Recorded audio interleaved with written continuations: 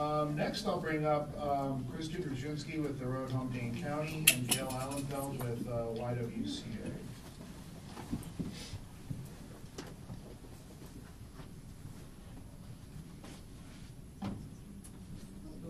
Hello, thanks a lot for joining us.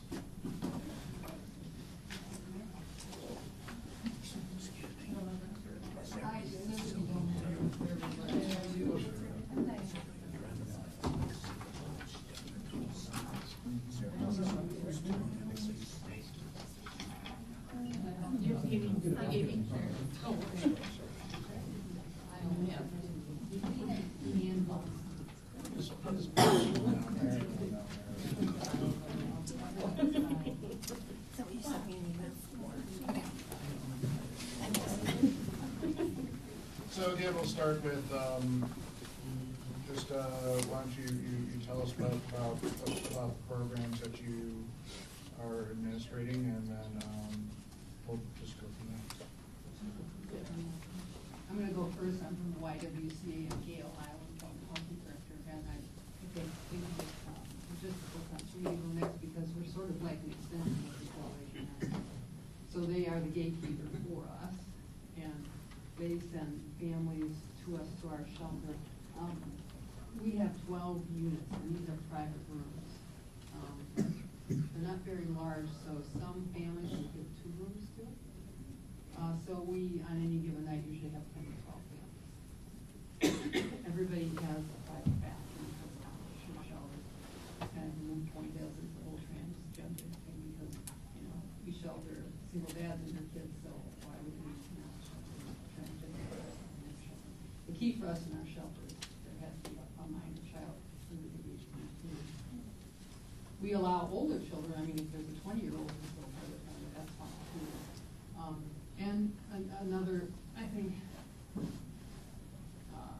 difference than from the Salvation Army is we allow partners, unmarried partners who aren't parents of children to stay with her. Hey, it's another babysitter, why not? So this is the difference. Another difference is that at the Salvation Army, they serve meals. We don't serve meals. We have a 3-meal system for everybody, for all 12 families on the floor. And so the county then supplies food vouchers to a grocery store. And I think they're going to be using Hy-Vee. And so families are responsible or are able to pick out food they want to eat at the times they want. So that's another difference from Salvation Army. Otherwise, we're pretty much the same. They do the intake and they can send us the intake information so we don't have to take them and do the questions yet again. We do show each new family a video, a very short video tape of what it's like to live in our shelter, so we get an idea of where things are and how it all works. Again, it's private rooms, 24 hours a day, so there's no need for storage. People can be in the rooms whenever they want to be in the rooms. If we put a family out, well, what I was initially going to say is the same thing that Leah said, and that is because of violence or a threat of violence to another family, and usually not just one episode, usually multiple episodes of violence. But really, in fact, as I was thinking, the primary reason that we have to leave our shelter without help is because they've used it for 90 days, and that is happening more and more often. So it used to be kind of rare, and now it happens a lot. It's just so hard to find housing in this community with a low vacancy rate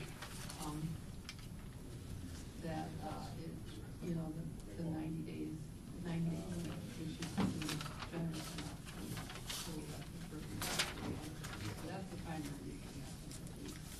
Other reasons Can I include. just get a quick Sure. question? So, do you have a separate contract with the county then? Or are you We have our own contract with the subcontracting? county. No, it's our own contract with the county, and I believe it's for 3/4 of our rooms. It's not even for all of them. Because we used to contract with fire almost each girl, but they ended that, and it's probably just as well because it's not really the best environment for. So, but your contract contract says you can, the family can stay 90. It's the same, yes, it's the same. Well, the Salvation Army is. Yes, ours is Well, 90. theirs is 90 per family. Yep, it's 90 Okay. per family, yep. Okay. And let me just say, and here, I'll say this in front of our contract managers, bravely. If a family shows us a lease and they need one more week because they got to sign a lease, we're not going to kick them out in 90 days and then stay. Or payday is in 2 days, we're going to pay 2 days so they get a paycheck and then they can go to wherever, a motel or wherever. I mean, so we try to be reasonable, and I'm sure the county works. You just terminated your contract. Yeah, I told her. No. We have, we have programs for our kids every evening too, because living in a little shelter room with your family for 3 months can drive anybody crazy, and kids need to run and move and play, and so we just think that homelessness is hardest on children. I mean, they've lost their friends, their neighborhoods, sometimes their schools, although the TEP program is really good, they can't, and that's not getting into school of origin. But we have kids programs run by volunteers every evening and on weekends. So we go to the Children's Museum, or we just have volunteers come in and, do a cooking class or a game night or whatever. So that's very important to us. The whole question about having a third party, we do have a grievance procedure, by the way, and an appeals process.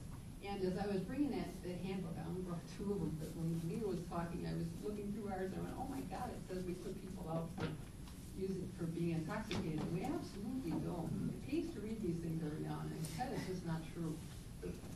What we will do if someone is really intoxicated, I don't mean tipsy, I mean intoxicated, is we might call 911 for a wellness check. But we absolutely do not ask anybody for that.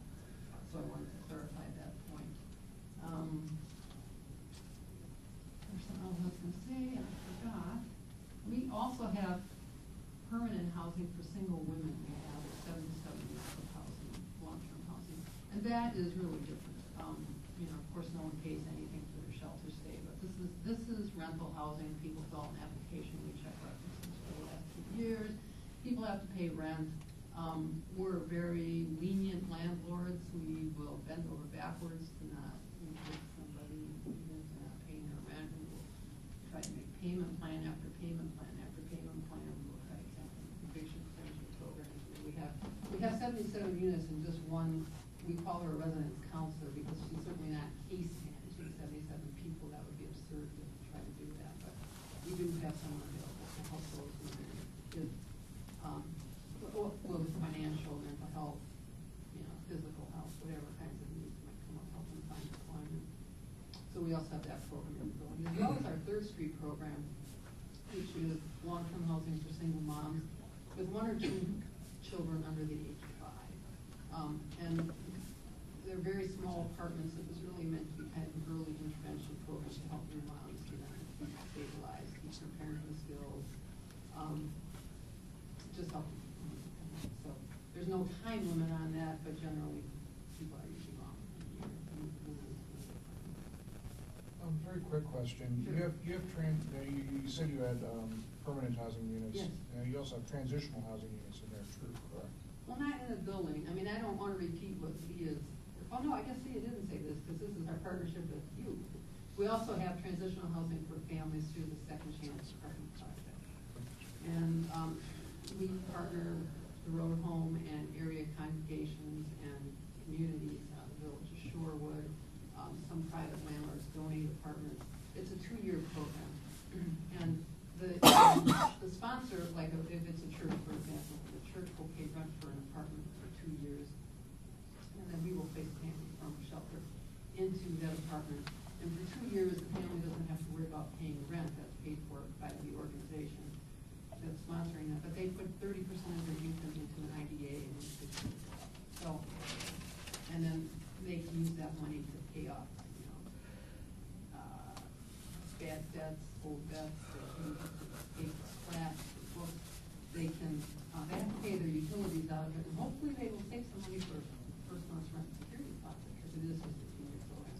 But the good thing is it gives them a great reference for that 2 years.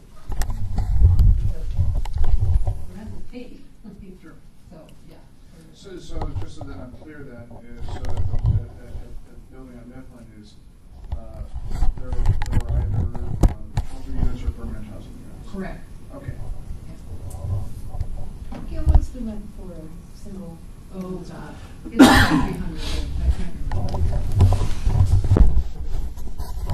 remember. And you know what, there was a time when we had vacancies, we don't now, we have a waiting list now.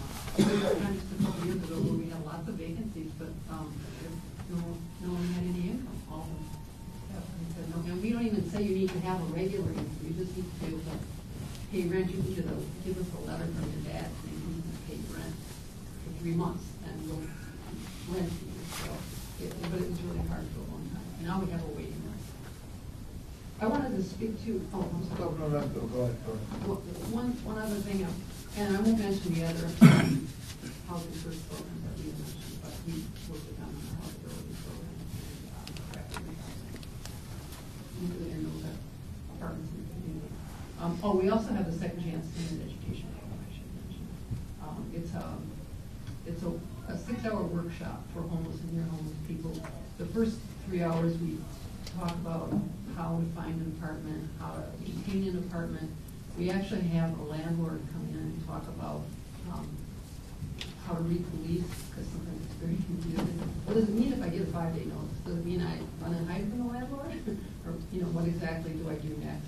And so it's all about housing. And then the second 3 hours that class happens a week later, and it focuses on budgeting. So we did a copy of everybody's own credit report. So they have a credit report in front of them, and then we have a volunteer who is credit union, teach them how to read the credit report. And then he or she will also talk about ways to put up bad credit. And then he or she will work with each individual in the class and help them create a budget. And I don't mean to imply that people are homeless because they're bad at budgeting. I mean, people are homeless because they don't have enough money to budget, and apartments are too costly. So I don't want to abuse it with that question. I know that's not true. But in some cases, that information is helpful, I think. And then finally, I just wanted to talk about the whole issue of the third-party appeal process. And I'm confident that those people, those families who well, first of all, for the long-term housing, of course, we go through eviction court like everybody else, and that doesn't pertain. But for our shelters, I'm confident that we would be backed up. I mean, we rarely ask people to leave. If we do it, like I said, it's for violence or for the 90-day limit period. But ultimately, the responsibility for the safety of everyone else in that shelter is ours. I mean, our agency is liable. The county is not liable for what happens. And so we need to keep people safe. And that's my primary concern, is keeping people safe. And I feel like we can't give that responsibility to someone else. Even though I'm confident of being backed up in probably all, not certainly the majority of the cases, I just feel like shelters need to be responsible for who's in their shelter. For legal and not liability. Can you expand on that? How would having an appeal process outside the provider? Well, because if it's a violent person, like I said, it's almost always for violence, unless you're talking about the 90-day limit. If you were dealing with a violent person, wouldn't you call the police and charge them with a crime and have them arrested and file a restraining order against them? I mean, aren't there legal processes that you would take? I think that would work all the time, but it doesn't. And sometimes it's, the police will just write a ticket and let them stay where they are. So it's not like they remove them from the building in most cases. Sometimes they do, but not in most cases. And I think they're especially reluctant to do that with parents.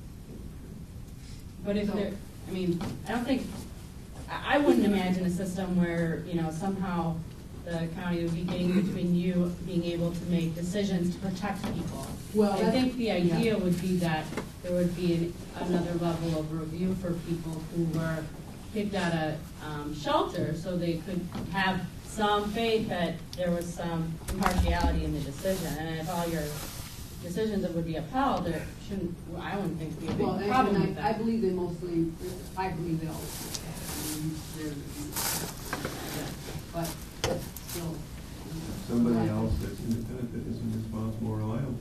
I mean, Thank you. I mean, you have this independent body, they're not responsible for the safety of those people. They're not responsible if somebody, okay, lights a cigarette, throws it in a trash can and burns up the shelter, and that in fact would happen to us. Okay? So it's an independent body that has no liability, no responsibility for maintaining the safety and integrity. That's Well said, thank you. I don't know if it's appropriate for me to add, but we have an indemnity clause in our contract. We're not there. Wait, hold it. I'm sorry, Lynn, you were speaking?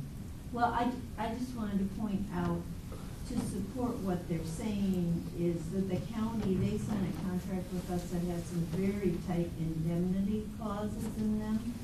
That was actually why Community Care Resources stopped contracting with us. And so we really put the liability on them. The county won't cover it for any policies or actions they have. So just to reinforce what they're saying, we really do have the liability. Diane? I want to thank you for coming. I'm really curious. Where's all your funding come from? It sounds like you do an awful lot. So who pays for all that? Well, We I only mean, it's get- so different, it's, you know, We only county, get- we only United get- Way, probably United Way is, A bigger one. yeah. So and ours then is really city, not that. CDBG, no, I'm not saying we don't get, I mean, we. You don't. Don't ask me this, to say somebody's not generous. No, I'm just, I know the numbers, so I'm looking at the numbers going, there's no Yeah. way, 12 people a night or 12 units a night, The there's no. county pays for the shelter. And then you get And help. then we also get some money from the state shelter subsidy grant. We do our own fundraising, and that's a chunk of all of our programs.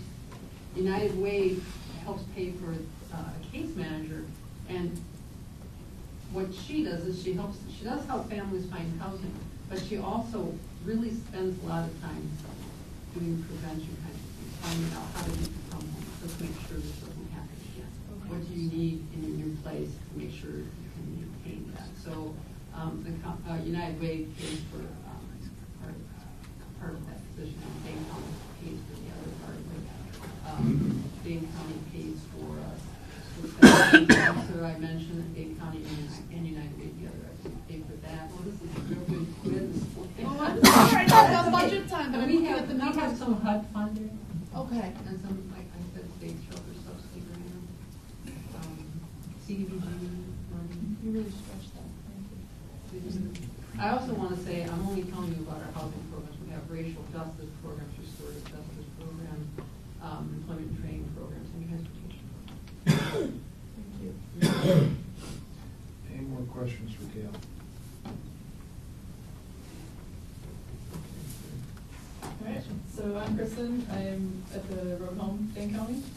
And I know I didn't get you these ahead of time, but feel free to sort of look at them while I'm speaking.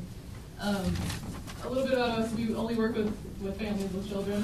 The family defines the family themselves, so it could be grandma, mom, and kids, or same-sex couples, or single moms, or single dads, or mom and dad and kids. As long as there's one adult and one kid, they define their family. We're also a 90-day limit, similarly to them, to the Hawaiian Salvation Army. And that, we actually started as a 30-day, and after the history and discussions with county and the other agencies, that 30 went up to 60, and then went up to 90. At least inside has been there about 7 years. I have similarly noticed that our success rate went down last year because it's getting harder and harder to house families. So I, to be honest, wouldn't be opposed to going longer than 90 days.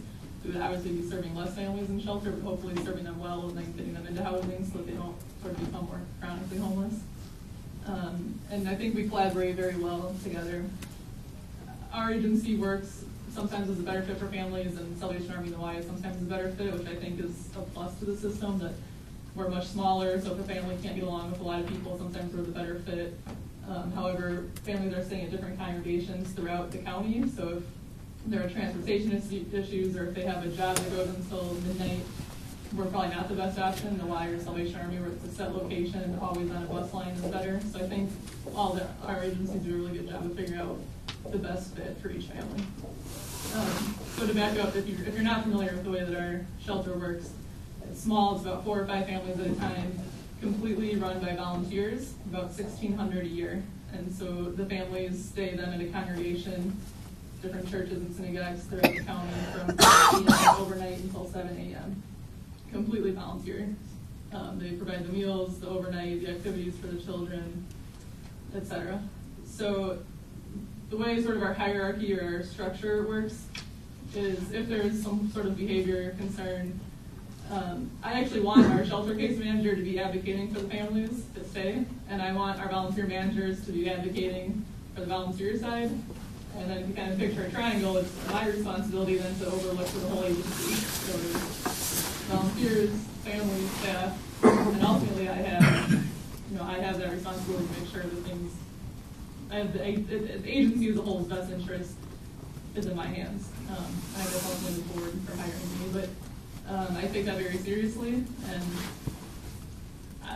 we certainly, like Bill, I think in the year and a half that I've been in this role, we had got one family to leave, which sucks because that family also had to leave the Y and ended their time limit at Salvation Army. So that means there's nowhere, but it also kind of shows you the types of behaviors that I think we're dealing with, that they couldn't be successful in any 3 of our shelters when we kind of all operate a little bit differently.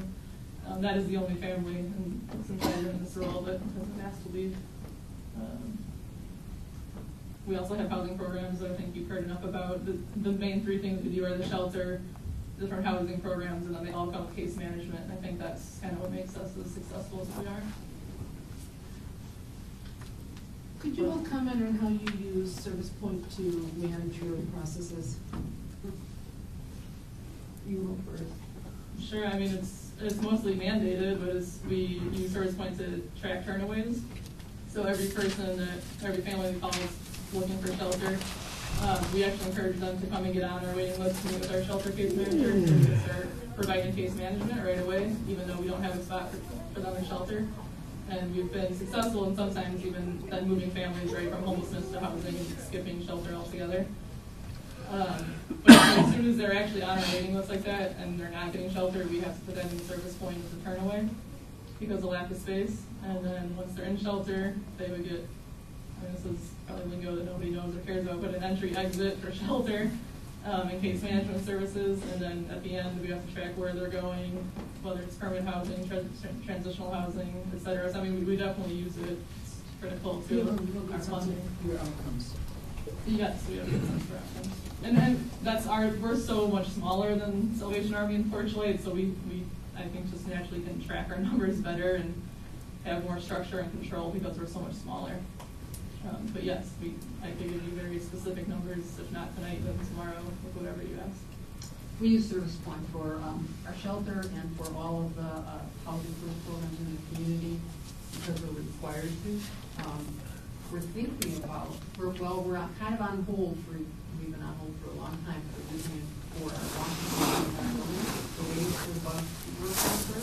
Because we also, in addition to entering shelter families in Service Point, we enter them in an in-house database access. And so we can run reports side by side. And we have a lot of trouble, and I know other agencies do too, with Service Point reporting. The numbers don't come up right. In fact, I just pointed out to our data entry person today a difference in access versus Service Point in terms of disability. I was working on a United Way report. I said, how come in access I got this many people with disabilities, but in Service Point I have just a little fraction? And she said, I don't know. I will have to look at each person and see why that is. Or in some cases, it's a problem with the way Service Point runs the report. It's not some kind of data entry problem. I don't know. I'm not a computer person. Service Point, reports aren't necessarily reliable. Therefore, we waste time doing dual entry, and we're not going to switch over our permanent housing programs because we don't have to, and because it's not as reliable. So, sorry to all you Service Point fans. It's a great idea. I'm glad it works over there. But we do track our outcomes very well. Yeah, because other criticism about that is you know where you stand and you know the kinds of populations that you have and where they stand in the system and where they stand towards being productive and independent folks. And that's huge to be able to look at that. And even as you talk about comparing the database, it shows me you've got a really good sense of the people and where they're Oh, going. I love looking at Access and seeing, comparing this year to that, the year before, like, why are families having a harder time, they have more issues, and what do you know, they do have more issues. So it's not just lack of housing, there's also more barriers, and so I can compare, and I like to look at where they're coming from. Most of it coming from Madison, but Yeah, that's my next question. still keeping an eye on, how many are coming from other areas. And in Access, I can do any kind of ad hoc report I want, just on because I'm curious. Yeah. At Sarah's point, I can't. Yeah. Well, maybe I can, I don't know, someone knows better than I. What do you think about families, Gail and Kristen?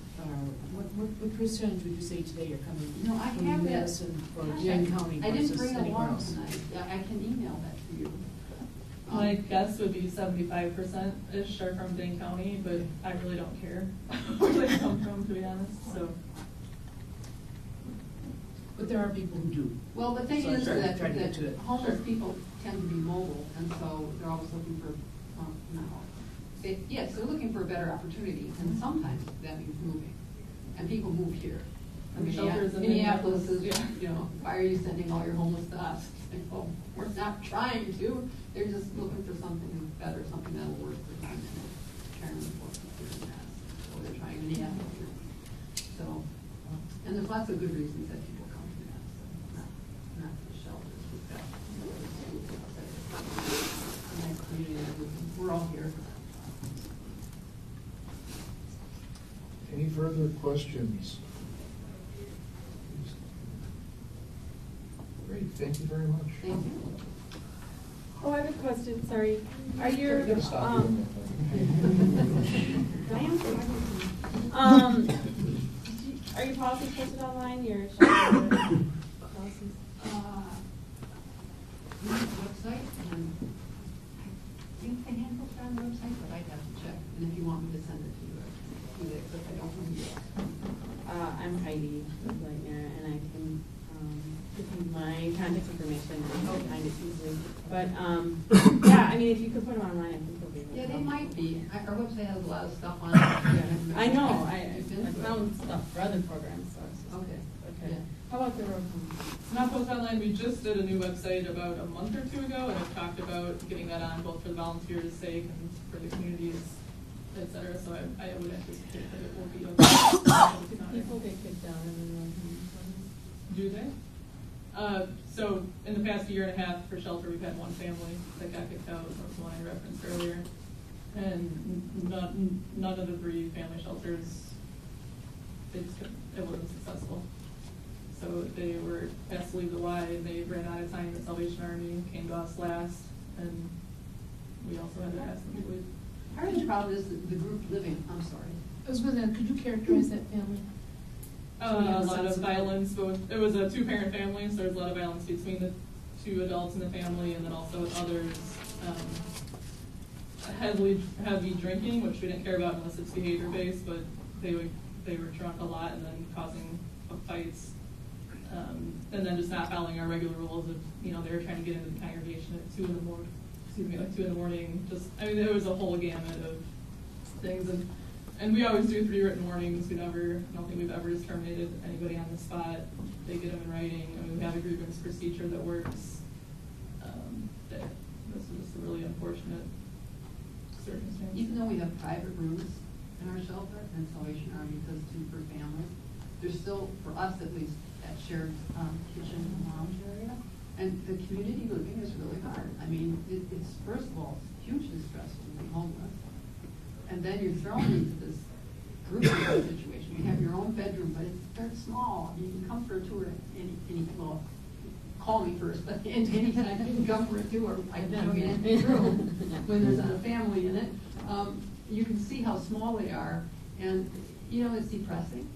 And sharing a kitchen with 12 people is nice. I mean, I can picture my kitchen after dinner if no one jumps up and cleans up right away. So times 12, it's not a good thing. Kids have a kids program, but still, that's only for like an hour and a half in the evening, and so where do they play? In the hallway, running up and down, bothering other people, in other people's rooms. Community living is one of the things. So, if you don't have stressful facilities, that's living skills. It's hard. I mean, if you can't go, there's folks who live in the dormitory in college, no.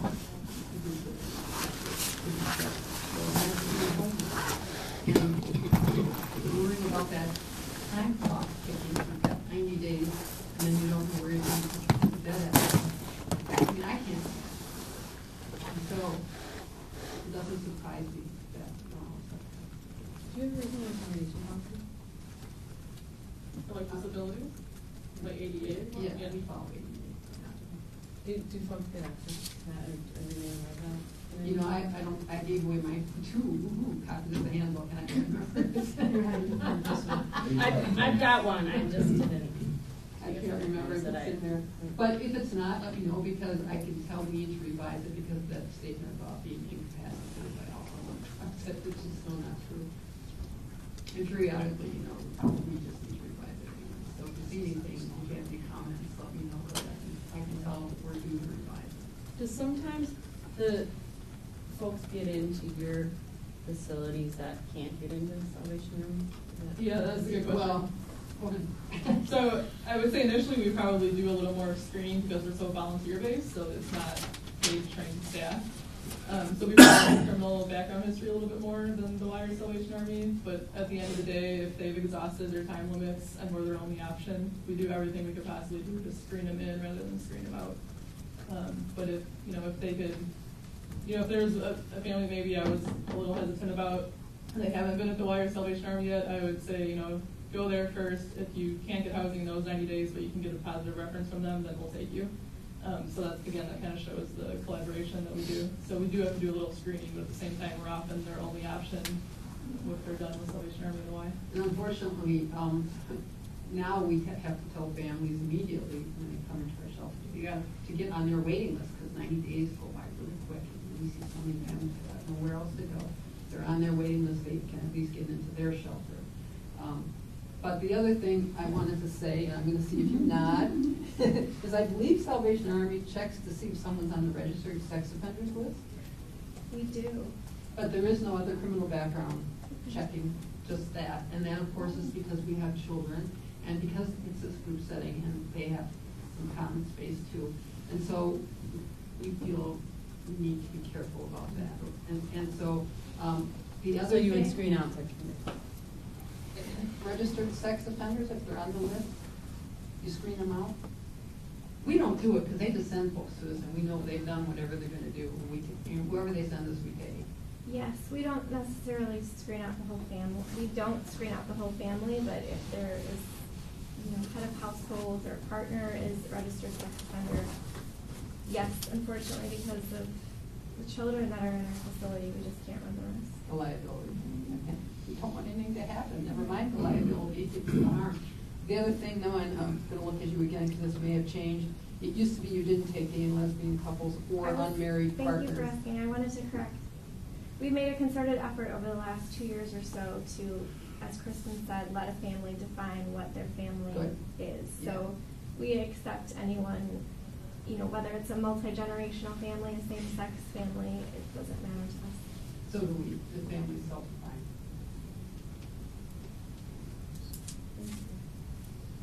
Any further questions? Great, thank you very much.